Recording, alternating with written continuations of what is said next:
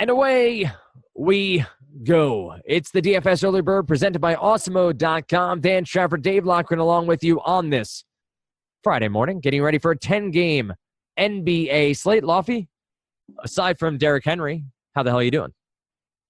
Well, it's funny. I traded for Derrick Henry in a dynasty league, the big money dynasty league, over the offseason before they acquired Dion Lewis. And he pretty much sat on my bench all season long. I am in the playoffs. Fortunately, I do have the Titans defense going tonight. But, yeah, Derrick Henry on his way to having the biggest fantasy game of any player this season, assuming he'll probably score his 5th and 6th touchdown.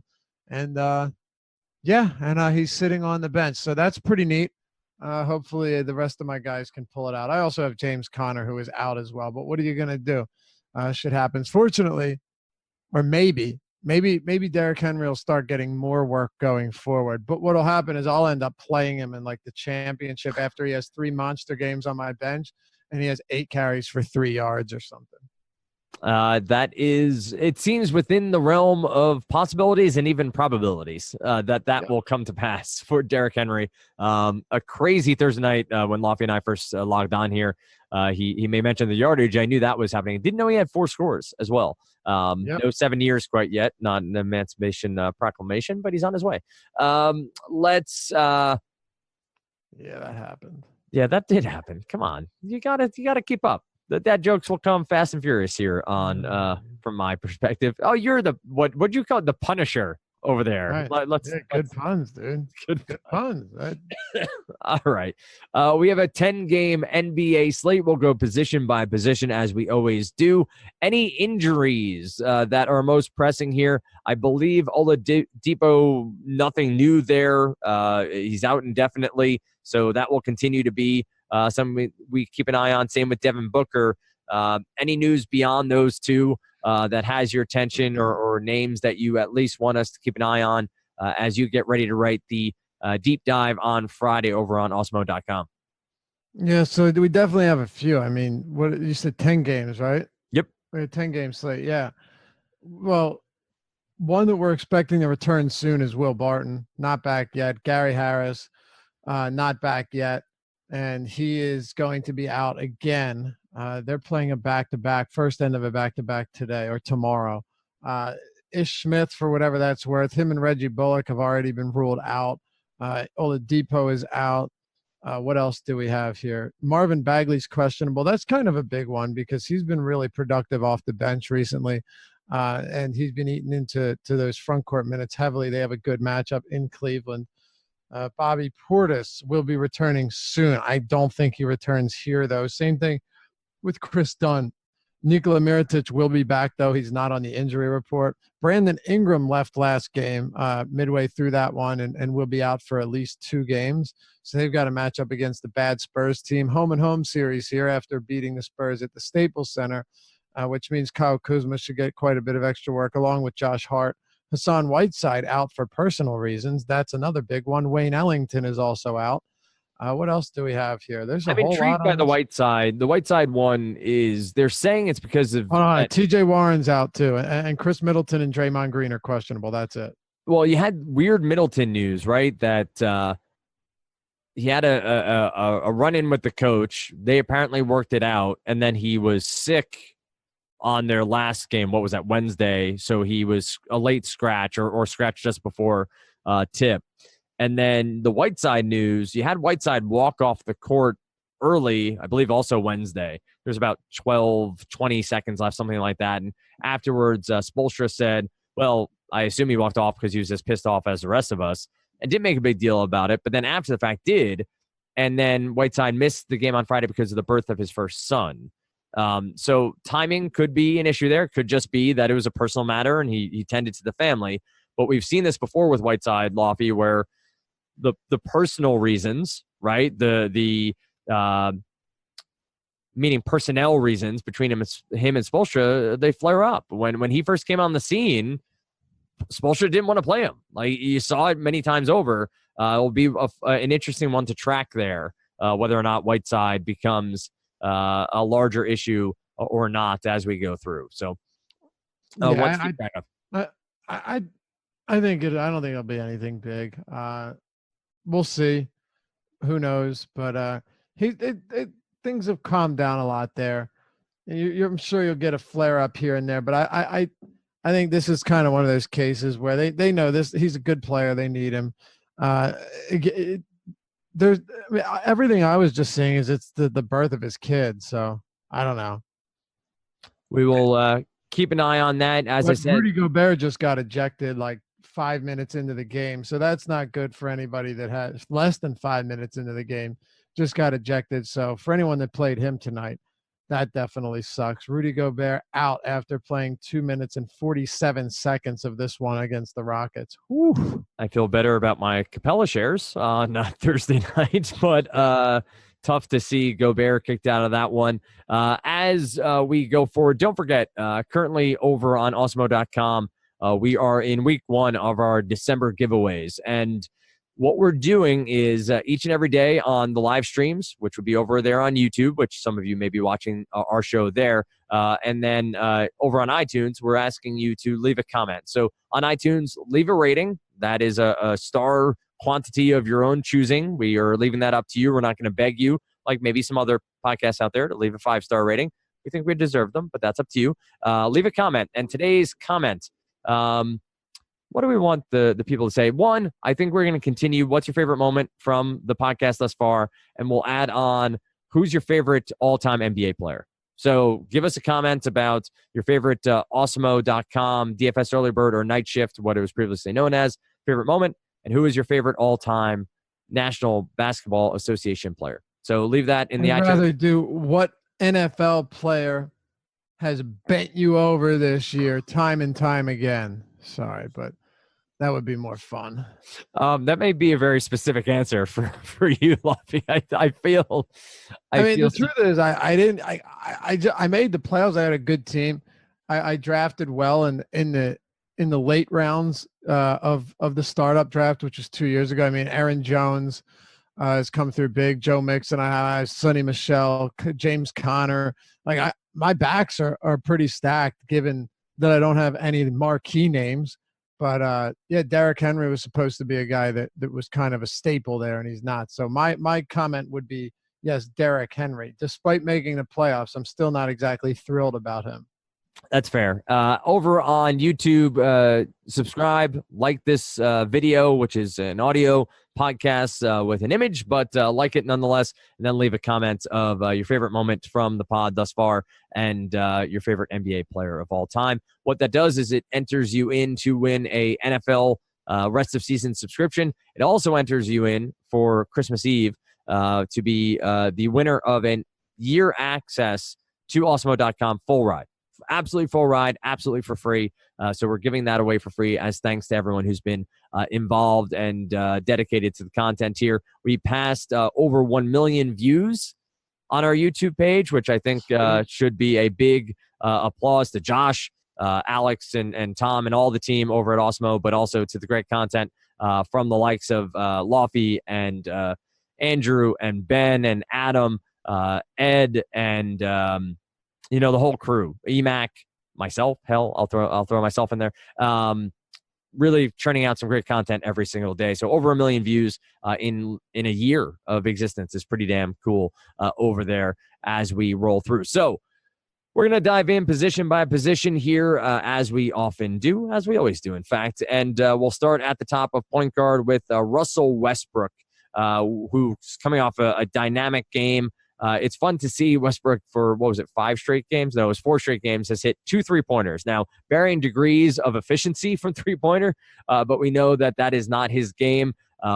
When he gives you that extra bit from 3, it is a nice cherry on top. But 71.75 DraftKings points last time out, 21 points, 17 assists, 15 rebounds in that come-from-behind win against the Brooklyn Nets. Paul George had himself a game in that one as well. Steph Curry, the Cleveland Cavaliers kept that game a lot closer than a lot thought into the third. The fourth, they pulled away pretty seamlessly, but 42 points, 9 rebounds, 7 assists, just shy of a double-double, is at 10K. And then you get into Drew Holiday, Mike Conley, Ben Simmons gets a matchup with Detroit, Kyle Lowry against the same Brooklyn Nets, that Westbrook just lit up. De'Aaron Fox is up to 7-7 on DraftKings against Cleveland, and we can move on from there. On the top end, Lofty, the likes of Westbrook, Curry, Conley, Simmons, who are some of your favorite at point guard?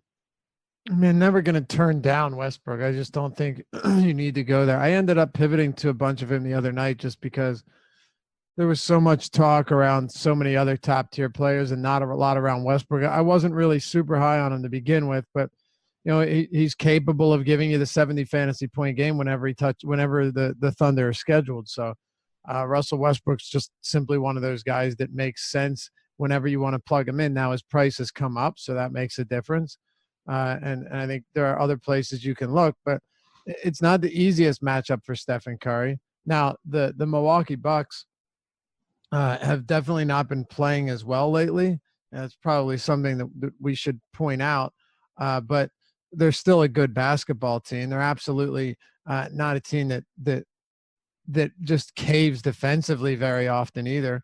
I don't know what the case with Middleton is, but it's not the easiest matchup for Curry. Not to say that he can't exploit him, but his price is now up at 10K.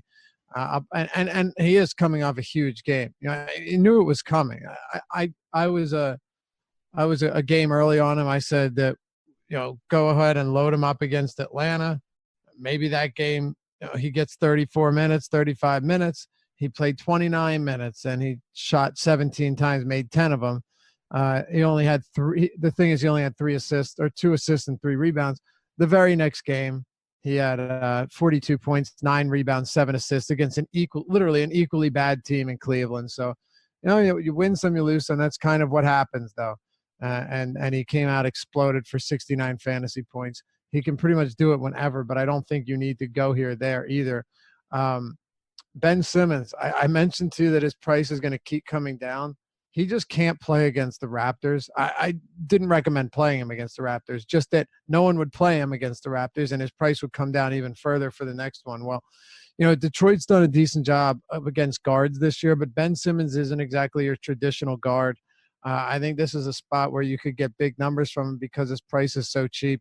And on a per minute basis, even since Butler came over, he's been very solid, right up around 1.3 fantasy points per minute.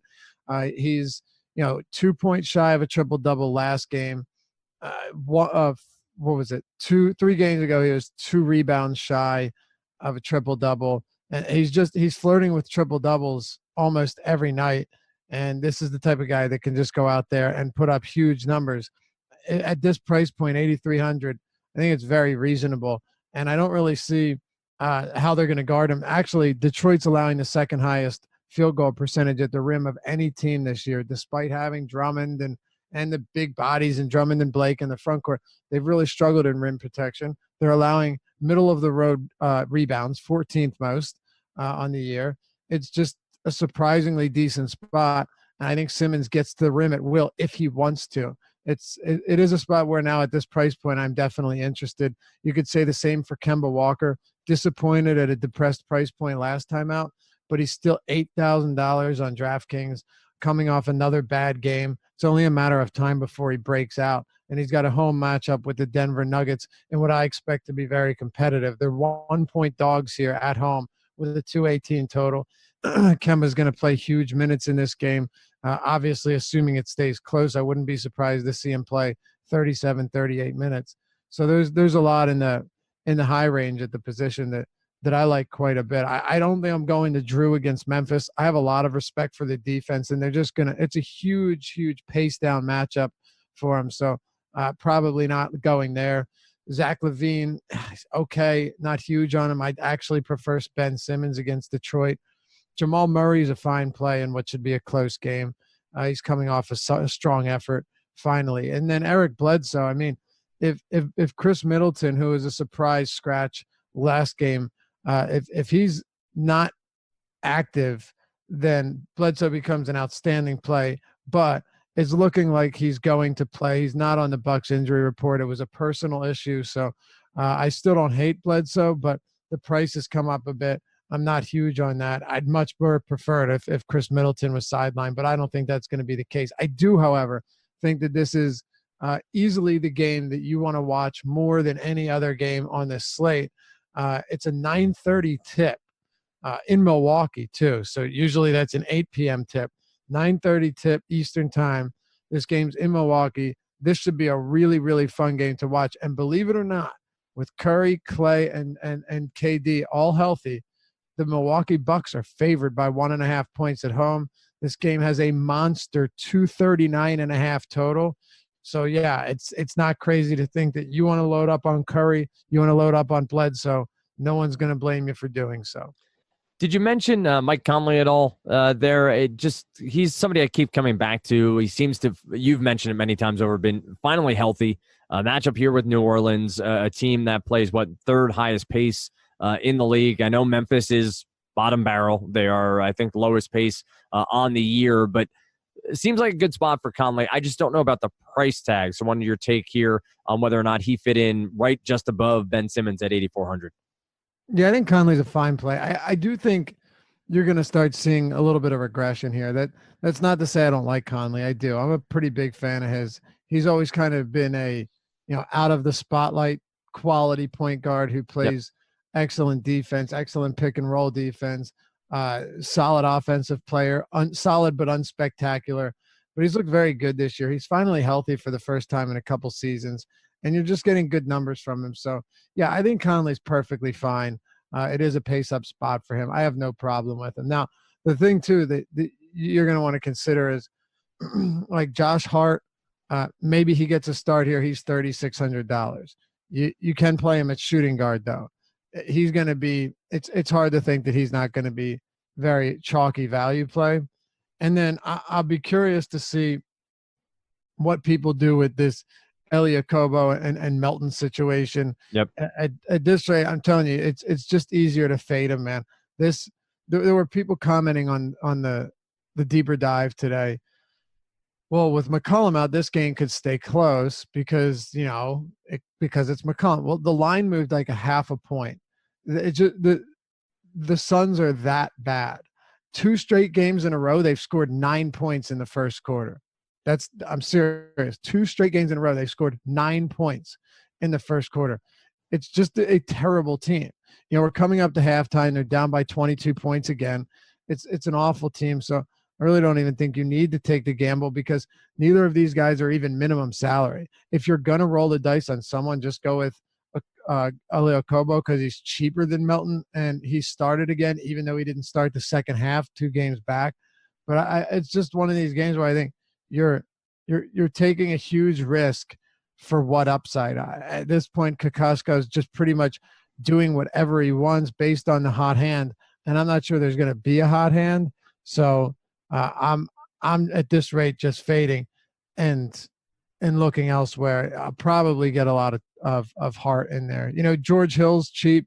He played 35 minutes, but Larry Drew said that he didn't mean to do that. He accidentally lost track of the minutes. And then he played 25 minutes the next game, shot 0 for 5. So he's not exactly a great value play either. You'd think on this slate there would be more, but there really isn't at point guard.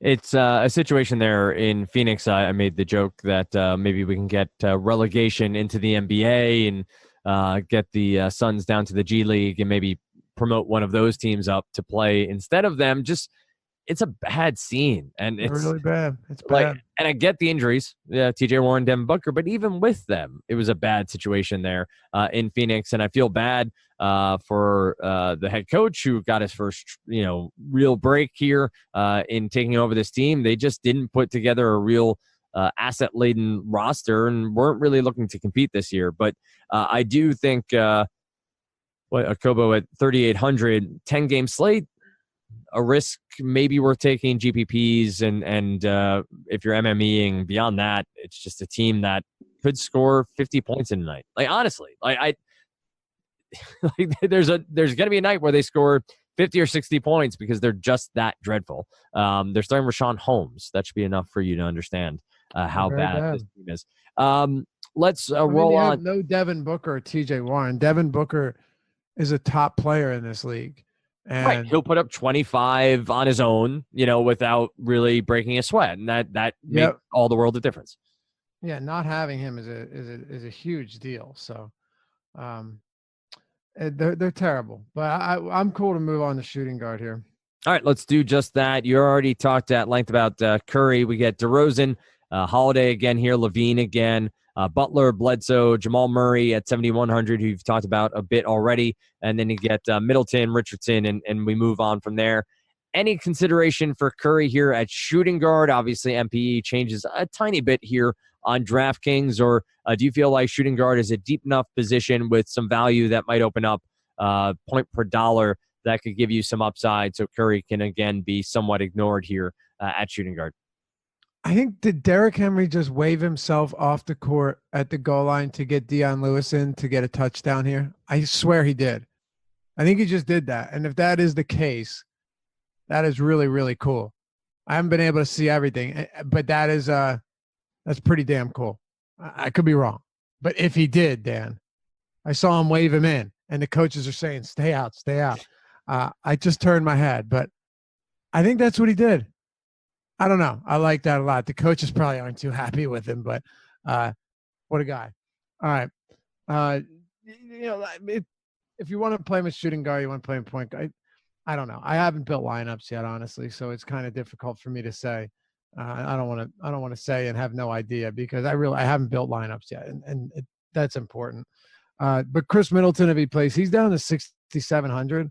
That's a pretty palatable price point for a guy that's playing in a game that has a 1.5 point spread and is 239.5 total. So Middleton, assuming he's active, it was a personal issue, not an injury, is definitely in play here. Josh Richardson against Phoenix. I mean, dude, the Phoenix Suns playing a second of a back-to-back. The second of a back-to-back. This one's at home, but it's brutal, man. They'll probably get smoked again here on the road. I wouldn't be at all surprised to see that happen. And this isn't even a good Miami team, but I think it's a spot where Josh Richardson once again sees a whole lot of minutes, and I mean, he has every bit of opportunity to crush here. Now, we'll have to see, first of all, if Goran Dragic is going to play. I still think Richardson would be viable, but Dragic hasn't played since the 16th of November. If he's not limited, I should have mentioned, he's 5,900 on DraftKings. That would make things very interesting. But with Richardson, you already have Wayne Ellington out of this game. Richardson, his price has come down. It's the lowest it's been since the 18th of November. He's got this Phoenix team. Sure, he's shot poorly recently, but he's still shooting a lot. And this is the perfect get-right matchup for literally anyone. Perfect remedy for any player that's struggling to shoot from the field. And now that Ellington's out, you should get even more opportunity in terms of minutes. So I like that. I like Bogdan Bogdanovic as well. This guy's been outstanding, man. I love what we're seeing from him. Last game, limited to 20 minutes in a blowout because it was Phoenix. And that's the one issue you have. I talked about this at length on the strategy show today, that you got to be careful playing sixth men in potential blowouts because they lose more minutes than anybody else, because they'll come in and the rotation starts, at the end of the first and middle to end of the first and third quarter. And then if it's a blowout, either they won't even come in for their final for a second half rotation, or they'll play like a little bit in the third and then they'll get yanked before the fourth quarter even begins. That's what we saw with him, but he was crushing again. Now he's got another easy matchup against the Cleveland team that has the worst defensive rating in the entire league. So, yes, I like that as well. Not a ton of guys that really stand out in the big way here, but there are a few players that stand out as players that I'm very interested in. Josh Hart will be another one. No interest in some of the guys that are shooting guard eligible that we talked about at the point.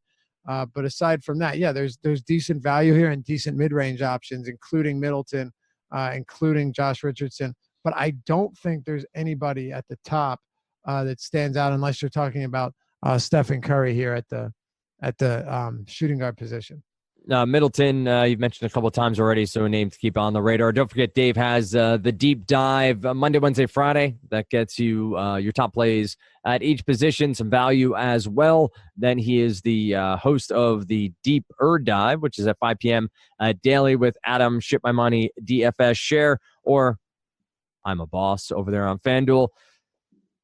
Listen, We all make choices, Adam. But anyway, we continue. You can also find Lofty over there on Sirius XM Fantasy, Sirius 210, XM 87, 5 to 7 on Saturday, 7 to 9 on Sundays as NFL season continues on. Talking all things fantasy sports.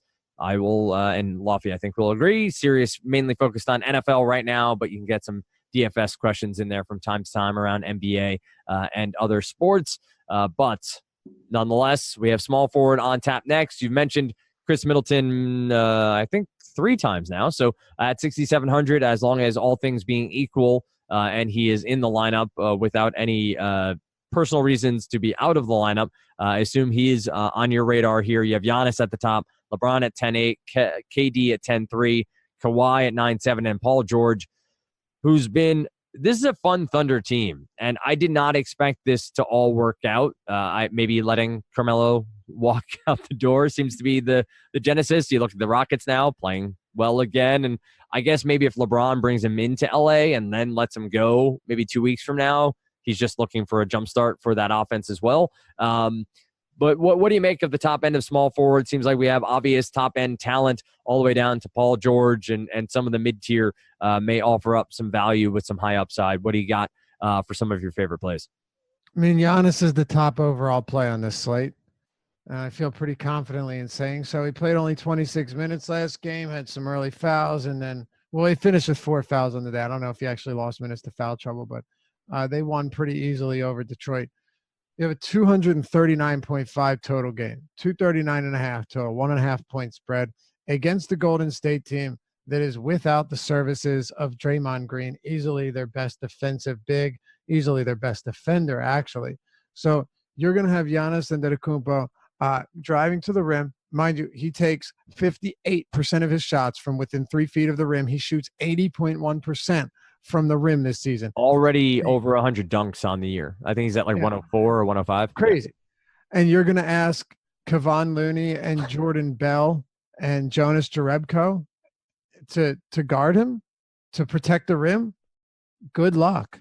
Good luck. You don't stand a chance. And here's the thing about Giannis Antetokounmpo. You can't double him because so much of his points come in the break and transition. Like, you're not just going to double him in the post like you can do to someone like Joel Embiid or LaMarcus Aldridge or, it's not going to work. He's so much longer and faster with his strides. He can go from basket to basket in 3 steps. Like, you can't find ways to guard him properly. You might be able to slow him down a little bit, but you're never going to stop him. Giannis is unquestionably, in my opinion, the top play on this slate. I'm going to have a ton of him. And now his prices come down to where he's actually cheaper than Westbrook and only $100 more expensive than Anthony Davis, who has a matchup with a tough Memphis Grizzlies defense. So, yeah, give me all the Giannis. Paul George is actually someone that I think 3 games in a row. Say play him. He's cheap. Just keep playing him. He's too cheap. He's not the clear number 1, clearly. It's Westbrook, but he is the very clear number 2. And first one against Cleveland, blowout. First one against Atlanta, blowout. Only played 29 minutes. Then against Detroit, only played 31 minutes and another blowout. And then we got it. Finally, we got it. Against Brooklyn, he was 8,300, 37 minutes, 2-point game, 47 real points, 77 fantasy points. And this is what we were waiting for. Maybe not 77 fantasy points, but a big game from George at a cheap price, because we know that he is still super involved in this offense, getting more than enough opportunity each and every game. That's my same thoughts on Ben Simmons, for what it's worth, who is 83 tonight. Paul George is up to 9,100, but he was 83 last game. I think you could get that big game from Ben Simmons very shortly. Paul George, though, I don't think I'm paying for him here. It's not a bad play, but I'm just finding a way to get Giannis. It's kind of that simple. Giannis is only $300 more than LeBron. He's only $800 more than Durant. I just think he's far and away the best play at the position. So I'm going to do what I can to have a bunch of him. I think Jimmy Butler's still very reasonably priced. I was pretty high on him against Toronto just because he was so cheap on DraftKings at 6,900, and no one was going to touch him. They come out of that game and he's not even guarding him. Kawhi wasn't even guarding Butler for most of that game. He had 38 points and 59 fantasy points. We'll take that all day long. So, I like that. he's still affordable.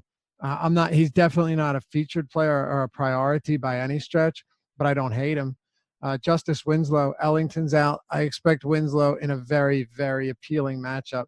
I don't like playing Winslow. I don't like playing any of these cheap guys for Miami because it's so difficult to figure out which one of them is going to do anything. Right. But because Ellington's out and it's the Phoenix Suns, I expect Winslow to play 30-plus minutes unless it just is a total wash. And then, well, what are you going to do? So, yeah, that's another good spot. Not the deepest position, but you have a couple guys at each tier that are going to make life a whole lot easier, and it all starts with Giannis at the top.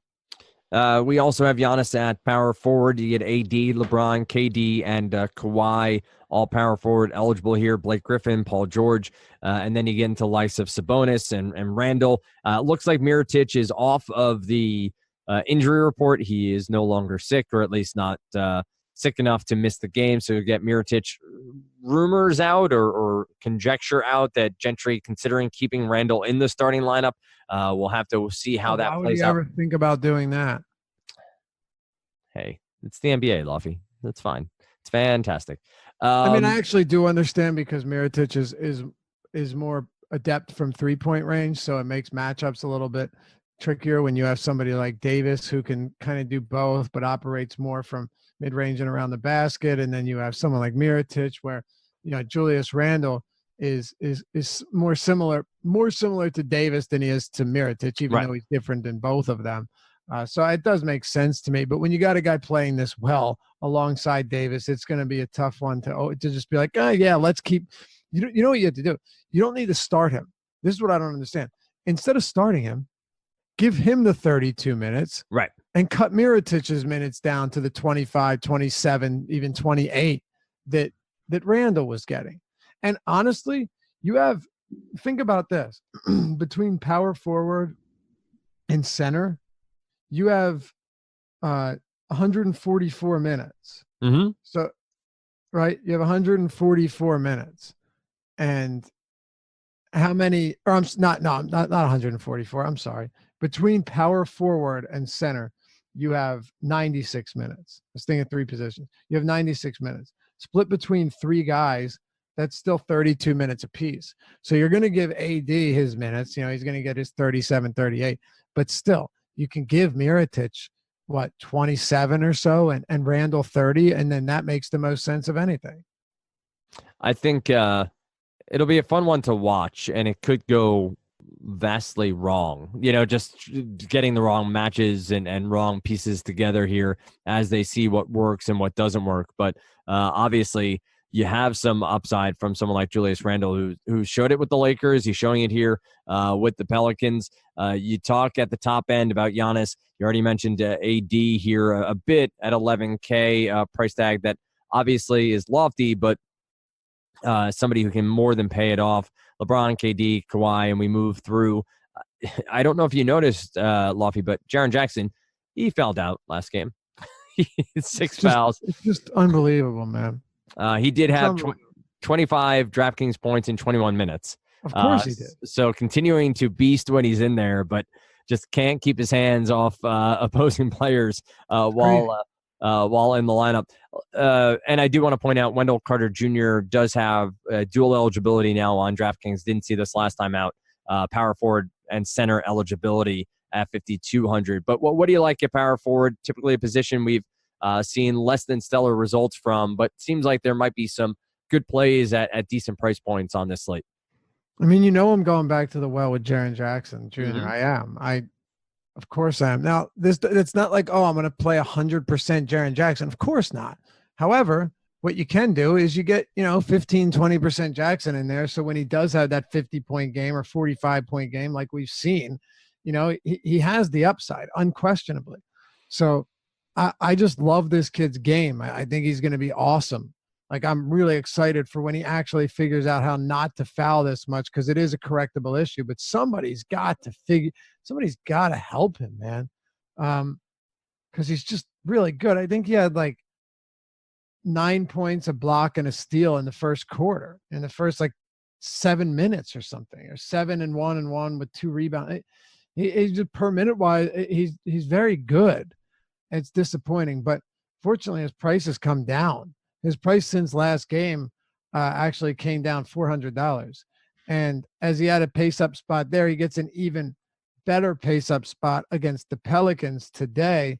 The Pelicans this season, not only do they play at a very fast pace, the third fastest pace in the league, but this is also a Pelicans team that defensively has struggled, right? They have a bottom 10 defensive rating over the last month of basketball.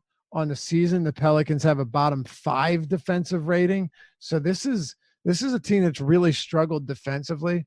And sure, Anthony Davis will be out there, but I don't. First of all, you have to think Davis will probably see a lot of Marc Gasol here, because I don't know what else they're going to do. You're not going to put Mirotic on him. I think you might see Randall on Jackson and Mirotic on him, and to me that's very interesting. Plus, he can score on easy opportunities around the rim and in transition and such. So I like him a lot. In tournaments, you just keep going back there because you know what he can do, and you know that when he's not in foul trouble, the per minute production is excellent. LaMarcus Aldridge, his price is still down. It's been a tough season for him. It started off nice, but he's very much fallen out of the sky. I think this is a fine price, though, and they're at home here, so this game should stay more competitive. They're actually 1-point favorites, Dan, in a game that has a 226.5 total. From a pace standpoint, it's a huge pace-up spot for the Spurs, right? In terms of possessions per 48, they get a 5 possession per 48 differential, +5 here. So that's really nice. Yeah, it's not the most stacked position, even though you have Giannis, Davis, and James, because I just prefer Giannis over all of them. But I also should probably point out that Blake Griffin, he's just, like I said, the Sixers funnel offense through one really good player quite often. They did that against Blake earlier this season, believe it or not. So he's faced them twice this year, Dan. Blake Griffin has faced the 76ers twice this year. And here are Blake Griffin's lines against the Philadelphia 76ers through their first 2 meetings of the 2018 season. The first one was 50 points, 14 rebounds, 6 assists, and a block. Not bad. Second one, 38 points, 13 rebounds, 6 assists, and 2 steals. So in 2 games against them this season, he's averaging a paltry 74 DraftKings points. I'm not saying that happens again. Blake has also kind of fallen from grace a little bit lately, but he has dominated this front court. And you know what? So have a lot of other bigs. Jonas Valanciunas the other day played 18 minutes against the Sixers, had 26 and 8. You've seen bigs come into Philly and beat up on him, whether it's an oversized power forward like Blake or a center. I do have some interest in Blake here. I think he still goes overlooked because of this price point. So if it was like between Blake or say Paul George in this spot, give me Blake Griffin. From ESPN Stats and Info, at ESPN Stats Info on Twitter, the Suns are the first team in the shot clock era to be held under 10 points in the first quarter of back-to-back games. Yep, there you go. That's crazy, isn't it? That's just crazy. They're just crazy. So bad.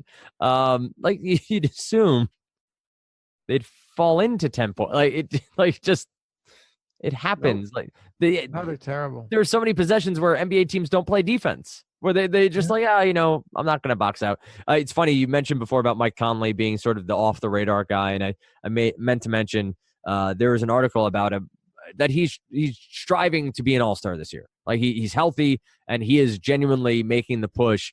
And the reference the author made was Mike Conley doesn't want to be that low-key alt-rock College Station band anymore. He wants to go pop. I was like, that's a little heavy-handed from an analogy standpoint, but you've made a very similar statement that he is coming into his own this year, though under the radar as somebody who's trying to make way, and I wanted to make sure to pass that along. I'll see if I can find the actual article that said it. It was a bit much, but I do think we're seeing a fully healthy Mike Conley and a non, grindhouse Mike Conley, like not having to absolutely bend to the whims of Marc Gasol and a defensive first team. He's playing at a pretty high level. Let's talk centers and close it out here. By the way, if you're going to play Wendell Carter Jr. on DraftKings, do it at power forward because it's a shallower position than center every single night.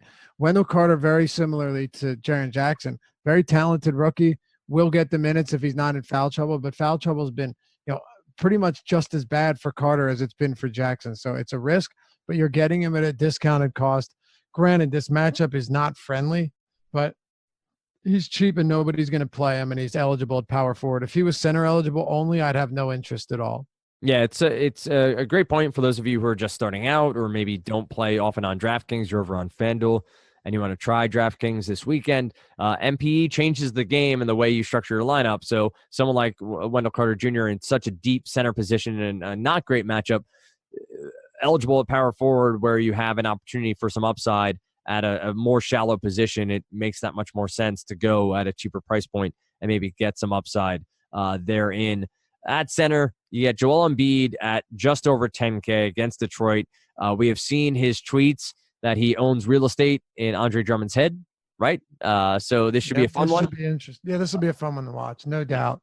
At some point, Drummond has to come out and be like, "Yeah, I'm not going to let you." He's just going to punch him in the jaw. Like it's very possible. He could just get an early ejection, no question. It's very, very possible.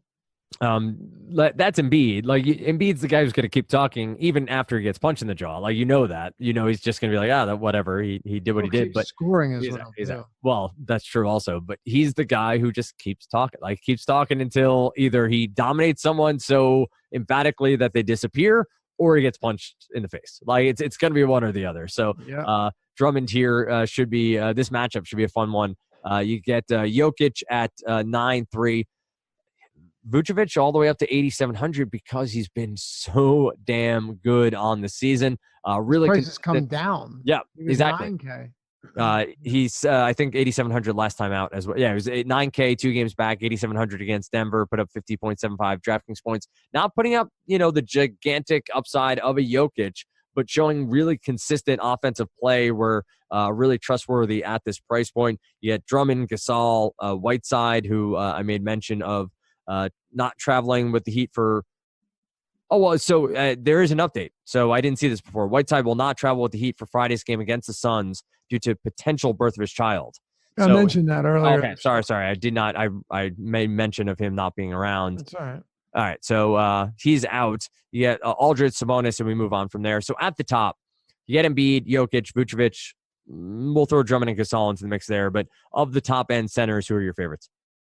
I mean, you have to like Joel Embiid here. You just do. 2 games this season, he's 39 and 33 points, 17, 11 rebounds, 3 blocks, 2 blocks. It is a spot where he can dominate. And honestly, Detroit's interior defense, as I pointed out earlier, really has not been all that impressive at all. I'm not really impressed by this interior defense. They struggle to defend the rim. Look, Drummond's still a very good player. I love Andre Drummond. I do. But I still think Embiid at this price point, which is just way too cheap, because now he's had 3 straight games that if you just look at the box score, you're like, Well, the one against Toronto, he really struggled, no question. The one against Memphis, he also struggled against Marc Gasol. Then against Washington, he played 22 minutes. He's averaging right around 2 fantasy points per minute in that one. And then the New York one was a blowout too. He still had 59 fantasy points, but he's coming off a really bad game against Toronto where he had 10 points and only got to the line twice. He may take this out on Andre Drummond and the Pistons. Like, I really wouldn't be surprised because he can. He's just physically dominant enough to do so. He's 10,100. That's crazy. Mm-hmm. And you're talking about a player who is $10,100, is averaging on the season 1.59 fantasy points per minute, right? That's too cheap. It's too cheap. Someone that's going to play 37 minutes if a game stays close, you got to play him. Or at least you got to have interest in him, and you got to have some exposure to him if you're playing a lot of lineups. It's really that simple. Aside from Embiid, let me just go all the way down to the bottom real quick. Bam Adebayo is probably the best value play on this slate. Bam's touch around the rim is something that has been concerning at times, but it's actually improved this season and has looked a lot better.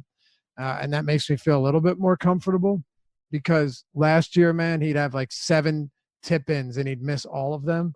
But at this point, it doesn't really matter because he was already getting decent minutes.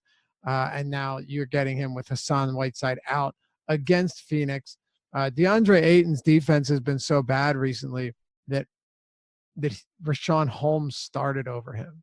I mean, that should tell you all you need to know. I mean, sure, maybe Kokosko's looking to mix things up a little bit, but if that's the way you're mixing it up, then there's something going on, right? Like you're definitely not satisfied with something, as they're currently down by 22 points. I don't think anybody's even remotely surprised here. This is what they do. But yeah, Bam Adebayo, in terms of value play, is just a really, really good one. You might want to look at a Kelly Olynyk, but Kelly Olynyk will rip your heart out. I know he's been playing a lot of minutes lately, so I'm still gonna have some interest in Olynyk, but I just wouldn't be surprised if this is the game where he completely falls off the map because he's done that so many times in the past. So give me Adebayo over Olynyk, but both of them are fine. And hell, you know what? Both of them, even in the same lineup, isn't the craziest thing because you look at James Johnson, who's returned to the lineup. He has played 19 minutes. He's played, here's his last 5 games. Minutes, 20, 19, 19, 19, 19. So Eric Spoelstra clearly is not exactly loving what he's seeing, or maybe he just likes what he's getting out of Olynyk, who's getting extended run right now. Bam Adebayo should get around 27, 28, maybe 29 minutes. Olynyk should continue to get at least enough run at $4,000 to give you the numbers that you need. And there you go. Serge Ibaka, power forward and center eligible against Brooklyn. This is a very good spot for him. He's been a lot more efficient scoring this season. He's not a top play of mine, but he's there if you need him.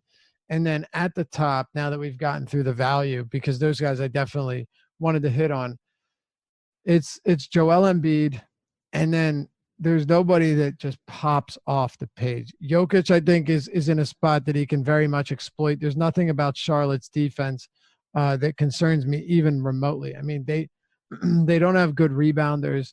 They're just not very talented. Like Karl Anthony Towns or Kaminsky or Willie Hernan Gomez. None of those guys scare you. Karl Anthony Towns just dropped 35 and 12 on him with 3 assists, 6 blocks, and 2 steals. Nikola Jokic is as versatile as anyone at the center position.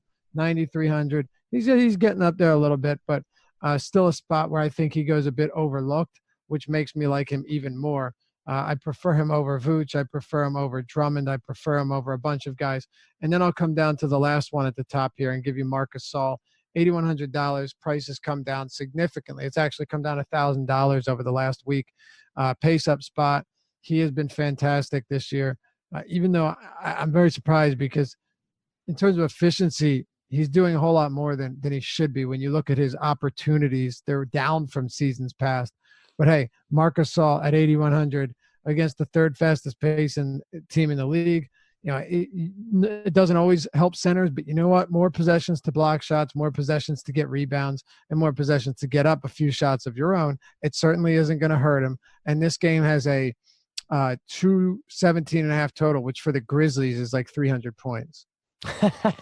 That is not too far from the truth. I will point out Land of Basketball, I just stumbled upon, has a nice matchup breakdown of Embiid versus Drummond. And again, I don't want to say that anything that's happened in the past is indicative of what will happen in the future, specifically in player versus player matchups. Game tape or box scores or anything like that is not going to yield necessarily real big insight into what will come to be for a upcoming matchup. But it has that Embiid has won 4 of the 5 matchups individually. This is their own stat. But then you have Embiid has scored a average of 30 points, 11.2 rebounds, 1.6 assists, 0.6 steals, and 1.2 blocks. Drummond has fared fairly well as well, but points have been way down. 12 points, 11.6 rebounds, 3 assists, 2.6 steals, and 1 block. I'm going to tune into this one. It's just going to be a fun NBA game to watch. The two of them have gotten so into each other's heads, or at least have led us to believe that they have gotten to each other's heads, that it's a fun one. So we'll keep an eye on that. Dave, Joel Embiid, by the way, is averaging in those games, if you take his actual minute averages, not his point averages. Yep. It is how many minutes? Damn, I thought, hold on 1 second, because this is, you said how many points per game? This has him at 30 points per game on average. He's averaging 31.6 minutes. So, yeah, he's scoring a point per every 0.9, basically per every minute almost. Yeah, and it's impressive. He had one down game, which was 23 points, 9 rebounds. So, and he only played 25 minutes in that game. Yep, exactly right. So and it was a 114-78 blowout win for the 76ers. It's a good spot. Let me say that much. Let's talk quickly here about top end plays. We have a bunch over 10K. You have Steph, Joel, KD, LeBron, AD, Giannis, and you know the answer, baby. I do. The answer. Giannis, and then because Embiid's price so good. Giannis is so damn good. Yeah, he's ridiculous. He's insane. And Embiid's another fun game. Come down too much. So I'm going Giannis, and then because Embiid's at 10-1, he's going to be the next one. That's another fun game. The Bucks Warriors game here. The Warriors, listen, I know there have been injuries and I get it, but they don't seem as invincible as they've seemed in They're dogs. Yeah, well, you may mention here specifically in this, but I just mean overall. I think there are teams that match up well with them. You have the narrative of KD and Draymond, and listen, when all the chips are on the table, I'm sure the Warriors will be in the NBA Finals. Like I don't doubt that. But this will be a fun one to watch here and see how well Giannis plays against them in this big primetime spot to put up some potential big points in DFS and on the NBA court. With that said, don't forget, like, subscribe, comment over there on YouTube with your favorite moment from the podcast and also your favorite all-time NBA player. Do the same over on iTunes, YouTube, Stitcher. I just want to name all the different platforms. Wherever we are, do the same. You'll be entered in to win a free NFL rest of season package, and that gets you everything. And you'll also be entered in to win on Christmas Eve a full boat free ride for a year at Awesemo.com. Find Dave on Twitter at Lawfear_D, LOUGHY_D. It's at Dan Stratford for myself at Awesemo_com. And tomorrow morning, you get Emac, you get Adam, Saturday morning podcast. Emac still out at the parents' palatial estate out there in Washington. So hopefully his audio comes through on that one. With that said, best of luck on Friday. We'll check you back here on Monday morning. Dave and myself on the DFS Early Bird.